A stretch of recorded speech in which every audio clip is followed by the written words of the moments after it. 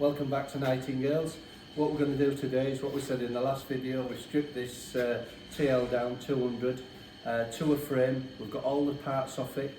Most of it, 75%, is going to a auction site, and we're left with a frame and an engine. So we did say we'll carry on with the frame and a few little tests we've done, and we'll just show you basically what we're going to do. So the first thing to do, what we do is we're just checking the frame straight off, just checking it's anything on the oval, anything on the cups, making sure it's nice and round because it may have had a few accidents in its life, the down tubes, anything else, and we're preparing it ready to go in the dip tank, which we're going to do straight away and show you this bubbling away. We actually use a water-based product in an ultrasonic tank. We do it halfway up, 50-50. It's better for us because a few years ago when we played with ultrasonics, big 6,000 watt machines, and some of our background was in electronics, so we managed to adapt one, and what we've actually done is the steam, the vapour coming off, you'll see it peeling off, whether it's been powder coating or this has been 2-packed and aerosoled in different colours. So we've got all the bits off. As I say, 75% roughly of the bike will be going on into the next site. Later on we'll be chopping the lugs down, but I'll just go through some basics of what we're actually doing. So once this is stripped down, we'll then be going for a full degrease, full neutralise, and we'll put it in the oven to gas out.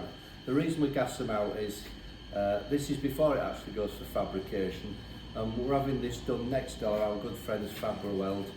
We're going to cut things and alter things, and put a laser on it and a jig to put it into, and they're going to weld it up. The reason for that, one, the professional welders, and we're doing some structural changes. And on these frames, you might see a lot of these, they've taken a slot out of here of about 20mm, cut them, made some alterations and pull these back. Nothing wrong with it, there's a lot of good engineers out there have done it. However, we have had a lot in here and we've checked them and they are like bananas. So we like to cut it from the headstock. Nice clean cut, replace it back. We will be taking these out and putting our own logo into here. Then we'll be doing the footrest modification. There won't be plates welded on, they'll be actually internal and sleeves, so you can put the equivalent to beater cups on ready for the footrest. And there'll be a few mods to air filter box, because we'll be going aluminium air filter box, special exhaust, full tank and seat unit, but we're going to talk about that later. In the last video, what we did say, we get sick of doing these red. We do loads of them, Cerakote, powder coat, all the different colours. So what we thought we'd do is, probably see in the video, we've been playing with a chrome plating effect. Let's just get that before everyone jumps on it. It's an effect.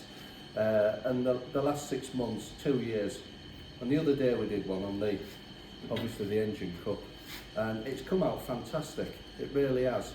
We played about with it, we sieved the powder. We've had a really good go. The substrate was fantastic on this, so it's taken to it really good, really shiny. So what we're going to do is we've gone with it. So this frame, after we've had the modifications, will be done in chrome effect. And I say chrome effect, high stainless steel chrome effect, but it's good and it's powder coating. Whatever you think of powder coating, or you like Cerakote, it's up to you. So that's what we're going to do with that.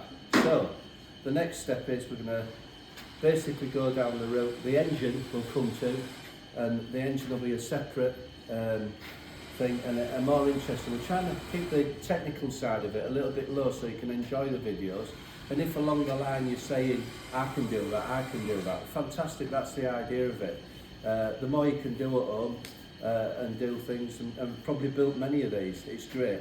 When we get into this, we are going to drop a little bit more on showing you Cerakote and the different series of it, piston coating, valve stem coating.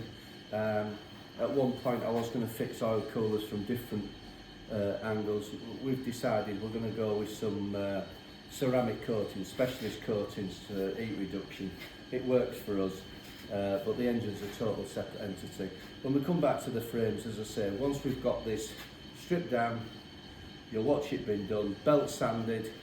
We have to take this substrate, all these little bits, all these rough kind of looking original wells have to be smooth, because we want to try and get the best effect. So We always belt sand anyway if you bring a frame in.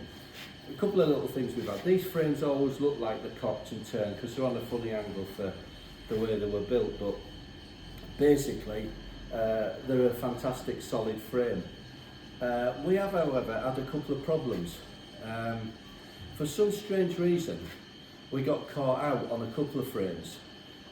For Cerakote, we cook off, bake off on a resin pack at 150 on probably a cure time of 200. What happened with this particular frame, a few of them actually, we finished one and we had some effects on paint as if it was a man-made fault. What actually was, when we take them up to about 180 degrees, we found there was something internal running out. It's not our dipping solution, we're on water based. It was actually like a wax oil that had been pumped into it, or a bitumen, and it was smoking the place out. It's a nightmare restorer's worst thing that can happen to you. It's oil based what was coming out. So we really gas them out now, about 185, 200 for about an hour and a half, and it makes sure we get everything out the inside because we have been caught out on these. So we're going to finish this video 2. We're going to go straight onto the dip tank. As I say, it's water based, probably 80 degrees with ultrasonic pulses. Years ago I used to use, and people will have known this, triethylene in big tanks with extracts on for large components, and then that went out because of health and safety, and it was methylene chloride came in. We played with methylene chloride for about 5 or 6 years, adding 10%, 20% acids to it to remove every 2-pack and cured lacquer problems on projects in the early days. And now we've gone to eco-friendly, water-based, but our system. So we'll see you in the next video, video 3. Thank you.